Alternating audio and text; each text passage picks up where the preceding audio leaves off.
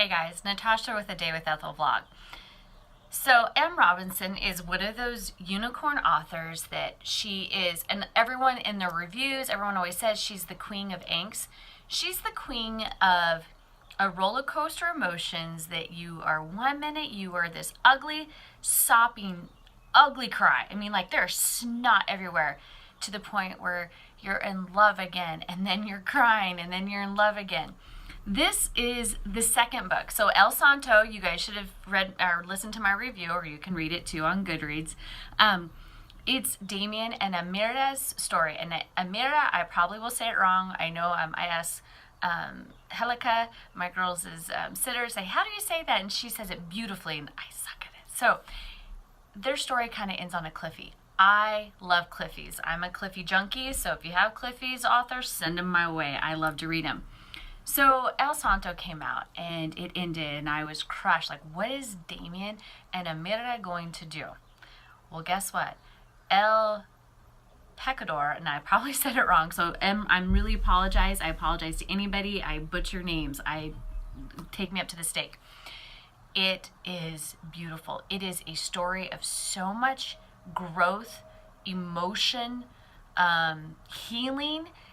You're going to be pissed off one moment, and then you're going to be like, oh, your heart is so full, its cup runneth over.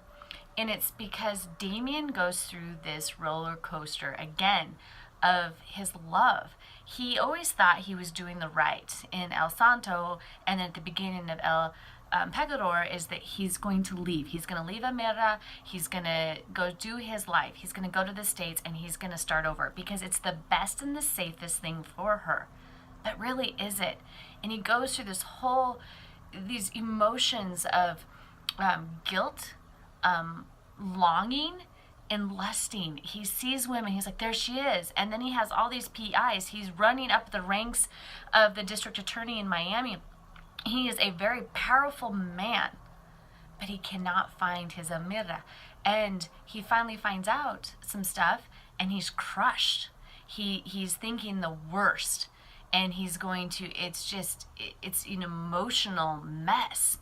But then there's Amira. Amira she's pissed. She is frustrated. She cannot believe this man. She gave him her heart and soul and a piece of herself. And then he leaves her, doesn't even say anything, leaves his kind of like his mother behind too, nothing. And so then she goes, like, she's pissed, but she also understands later on. And it's as this book goes on, it's these two characters have such a growing emotionally and mentally throughout the book that you think, oh my gosh, this is a long book. It's really not, because as you read it, you watch these two people, grieve and love and hate and love, and it's like this whole thing back and forth, and then it comes to the end, and you're a sobbing mess, and you're like, holy shit, my heart is healed again, because M. Robinson knows how to like break your heart and your soul, and then each sentence in each chapter, it builds you back up. And Damien and Amira's story is that it is this building of emotions and this building of characters that it's one of those, it's a story that will stay with me for ages. And El Santo, I loved it and I craved it, and then El Pecador is just like, it's even better.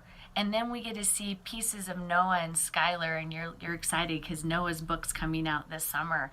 But it's just one of these stories, and at the last chapter and then the epilogue, it was one of those like I did the whole like type crying, and I didn't know what to do because my emotions were still so raw. And you killed it, and I love how Damien. We think he's this gruff, mean, bad man, and Amira is this, she's trying to be tough and fit into a man's world, and she does more than that. She gains respect, and that's why this book is beautiful. And guys, it's in the links. Go read El Santo, and then come back and read El Pecador, because you'll need it. It cleanses the soul in those angsty romance reads, and it's very suspenseful because you don't know throughout the book what's going to happen, and I'm not going to tell you because there's a couple chapters in there that I'm still struggling with, but they're beautifully written. And romance isn't always pretty. It's a fight, and you have to fight for your love, and that's what this story is about. So guys, it's in the links. Highly recommend it. Go get the damn book. Bye.